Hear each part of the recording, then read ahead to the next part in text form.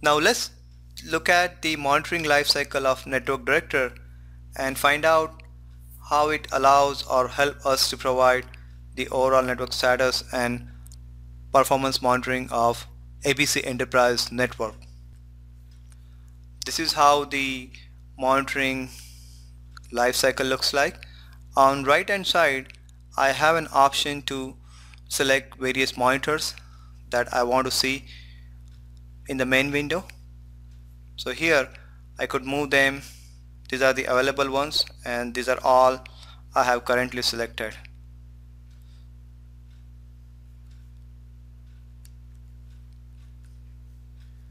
Monitoring activities are divided into various categories like traffic, client, RF, equipment, and so on. And depending upon the object you select, some of them might be grayed, that means they won't be available to select, and then some of them would be currently selected and you have an option to look at it.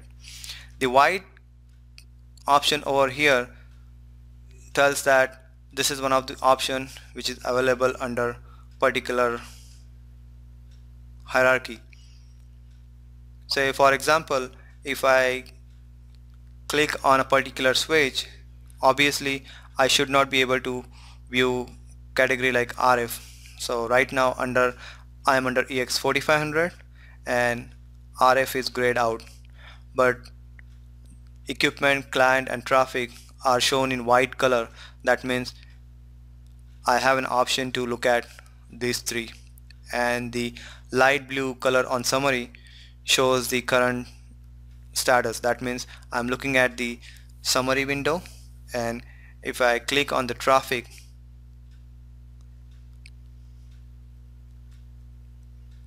that has become now light gray and shows me the traffic option. So we'll look it into these categories one by one, little bit detail. So right now we are looking at the traffic tab, which provides information on basically traffic on the switch, wireless LAN controllers, and overall interfaces. As shown in this first window, it shows the distribution by unicast versus broadcast versus multicast, and here is a chart which has an option. You can go up to 1 year trend for any one of these traffic types. So let's say if I select it to 8 hours, the trend changes,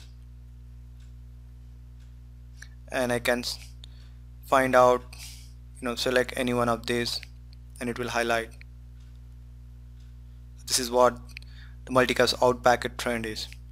Similarly, on the traffic trend, I can look at the past 8 hours or I can go up to 1 year. The trend changes. This is packet outs and the error trend. We also have an options to look at the VLAN stats as well as port stats and the overall port utilization trend. So this is on a particular EX4500 switch, the trend. Most of the ports are less than 50% utilized, and you have again an option to look at the trend up to 1 year. I'm looking at the client tab right now, which is mostly applicable to wireless, as well as on the wired side, if we are using the .1x users, then those will be also showed as part of the client category. So right now under client, I have an option to look at the top users currently, as well as I have an history up to 1 year, and then I can look at them by the MAC address, the number of currently going on sessions, and the trend of the sessions. So I can change this from 1 hour to 8 hours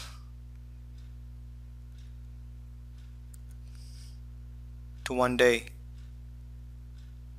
and if I want, I can expand this and look at the actual sessions. So it shows me all the information about the users, the MAC addresses, the APs they are using, and then the data they are transferring. So it helps me to identify the bottlenecks within my wireless network. One of the additional feature which is available as part of the monitoring would be identifying a particular user. So in this case, let's say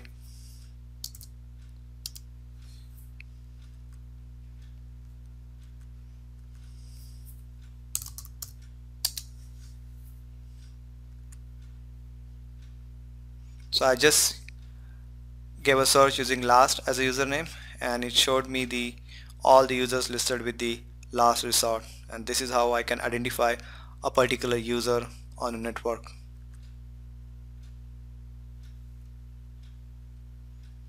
And then this is the data about a specific user. The RF tab here provides information on the wireless environment and the signal performance. So look at the RF details.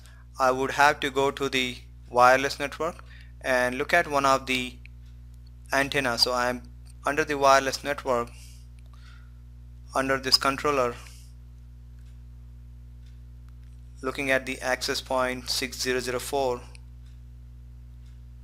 and then selecting one of the radio.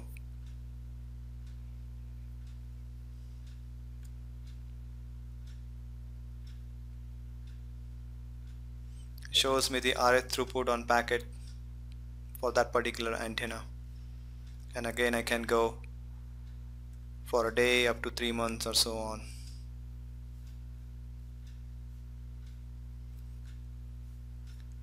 Now we are looking at the Alpha 200 controller, the summary tab, which is showing us all the details about this particular controller, its IP address, the mobility system software it's running, and the traffic distribution.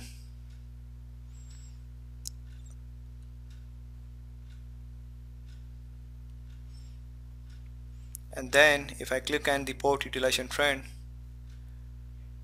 it will show me the ports and the utilization trend over an hour or maybe up to 8 hours and so on. So if I want to look at the more specific details like CPU and memory, I would just click on the equipment tab,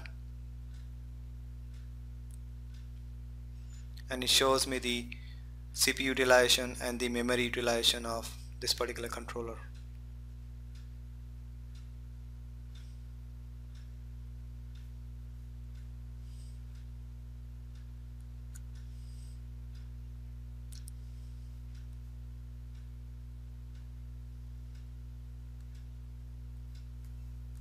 So this is how, using various options under traffic, client, or equipment windows under network monitoring, we can look at the different stats and take the actions based upon the outcome of or the results of these windows.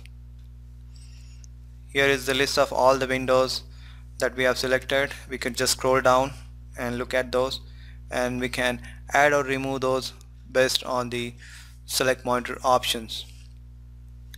So in summary, the monitoring life cycle of Network Director allows me to identify the bottlenecks within my network. It helps me to look at overall performance, how much is my CPU utilization, how much is my memory utilization, whether a particular switch or a wireless controller is running out of capacity. So all that can be monitored using the monitoring mode, and then based on that I can take the actions of either upgrading or adding more APs to my existing network. With that, we'll move on to the fault or troubleshooting lifecycle of Network Director.